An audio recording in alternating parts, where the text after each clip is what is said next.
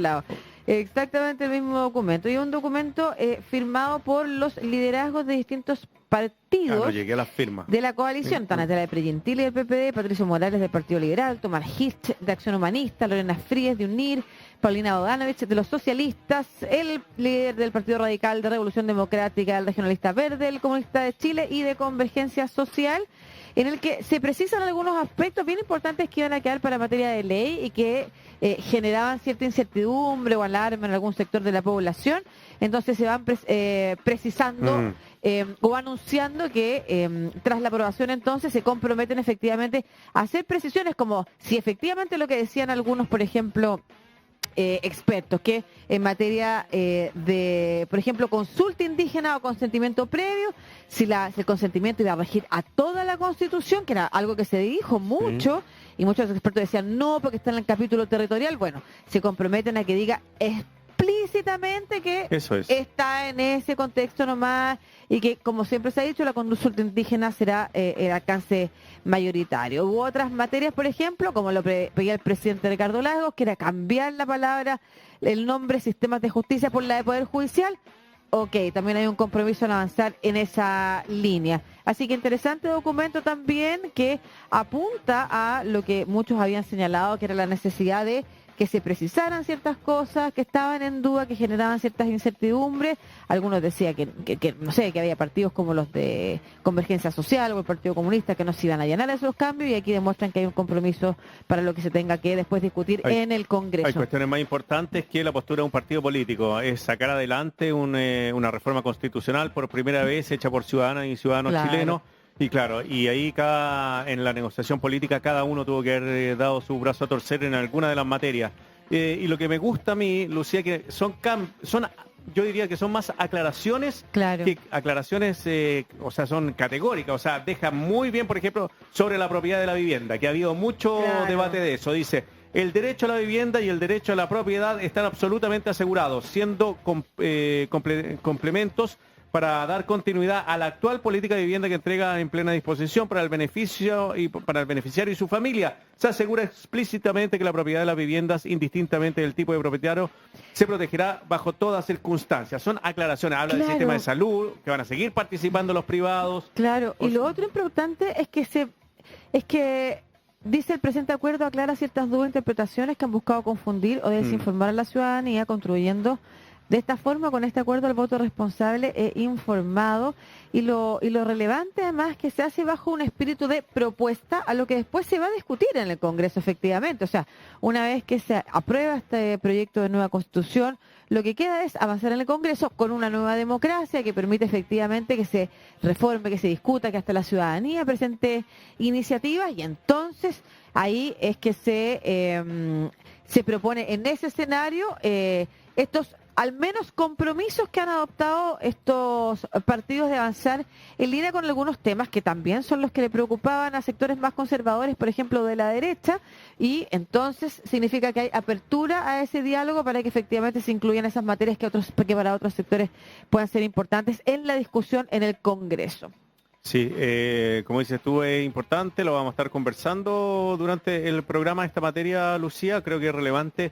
También puede ser un impulso, ya que se ha visto al apruebo más bajo que el rechazo. Claro, y mucha en algunas encuestas. Claro, mucha gente decía que había que darle como apertura a los apruebos para como lo que estaban indecisos, que era necesario que se avanzaran algunos gestos. Vamos a ver si la hago, a ver si pronuncia o no, porque ya le cambiaron ya que le cambiaron le hacen el gesto ahí. Claro que sí, pero a mí, insisto, me gusta estos verbos que se han utilizado en una declaración que es bastante sobria, que es en relación a los estados de excepción, proponemos establecer en la Constitución, y me gusta, y entendiendo todo esto como discusiones que se van a dar de cara a la ciudadanía en el Congreso.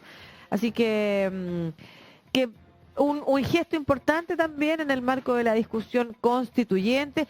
Ahora hay que ver si también del otro lado lo que hacen es valorar que se aclaren, la disposición a aclarar y precisar algunas materias que, por ejemplo, les generan dudas e incertidumbre, o van a seguir en una posición reaccionaria y completamente contraria a lo que a mí me hablaría más de algunos enclaves que tiene la Constitución del 80 que por ningún motivo quieren soltar, y que me gustaría saber cuáles son. O sea, cómo conseguir controlando el poder desde distintas formas. Bueno, Me llamó la atención que no se cambie no se le cambie nombre, no vuelve el Senado en esta propuesta. Siguen el mismo Consejo de Regiones con la misma composición, no se aclara nada. Me parece interesante que no se metan en eso, en reformas profundas, sino en más aclaraciones del texto para que quede completamente sellado, porque eso no ha habido tanta controversia.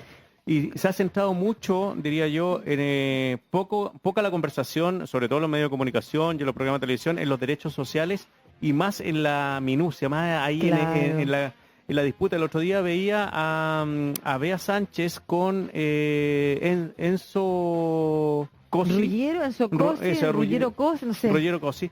Y el debate se centraba en lo que no habían aprobado ellos en la convención. Claro. O sea, era una cuestión, yo decía, o sea, ya perdiste tu conversación en la convención, ahora hay que hablar del texto, no lo que no se aprobó, porque si no, imagínate lo que sería en el Congreso. No, es que ustedes no me aprobaron el artículo que yo creía. La cuestión ya no funciona de esa manera, entonces es una estrategia. Sí, por eso digo que es importante saber si uno va...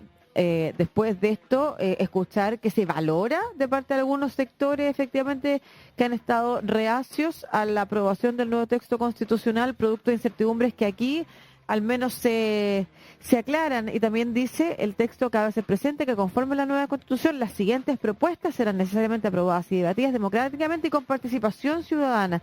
Eso es importante porque no es lo que algunos han intentado establecer como una cocina, sino que son propuestas para discutir y compromisos que se adquiere necesaria la eliminación de estas atribuciones.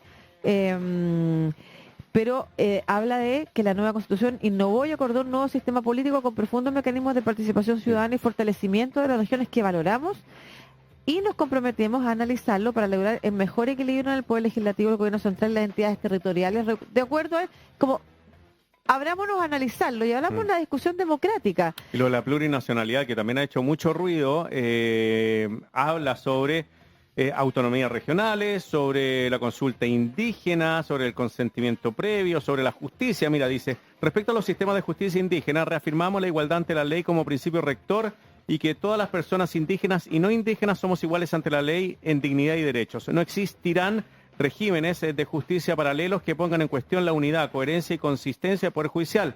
La justicia indígena solo se aplicará a miembros del mismo pueblo, será voluntaria y no tendrá competencia respecto de delitos penales. La justicia indígena, tal como lo señala la nueva Constitución, siempre estará subordinada a la justicia ordinaria, en particular a la Corte Suprema. Claro. Interesante esto, yo entendía que era de esta manera, pero que se deje explícito es mucho mejor. En la redacción también para que no existan dudas sobre a quienes podrán estar sometidos a este tipo de justicia. Claro, porque además, por ejemplo, habían cosas que quedaban para la discusión del Congreso, como por ejemplo cuáles iban a ser los ámbitos de competencia de la justicia indígena, y aquí estamos hablando de todo este sector, al menos de las dos coaliciones que están detrás del gobierno, que se comprometen a que por ejemplo, la justicia penal queda fuera de ese ámbito completamente, que era algo que se suponía, pero que no había estado necesariamente discutido como algo que todas las fuerzas fueran a apoyar, y bueno, ahí se dan cuenta. Mira, estábamos hablando de Ricardo Lagos y Rodrigo Alcaíno nos mandó una nota que está en Radio Cooperativa. Dice, Ricardo Lagos valoró el importante y significativo acuerdo del oficialismo sobre el texto constitucional. El expresidente destacó el resultado de las conversaciones que incluyen a partidos que hasta ayer eran muy reacios a entender las necesidades de lo que había que hacer. Es un signo positivo, la dirección correcta y esperemos que ahora sí las cosas se hagan, expresó el otrora mandatario, quien no ha revelado su opción para el plebiscito aún. Dijo, ¿quién pensó que yo estaba por el rechazo? Claro. ¿Te acuerdas en esa carta que responde? Sí, efectivamente. Bueno, don Ricardo, usted sabe.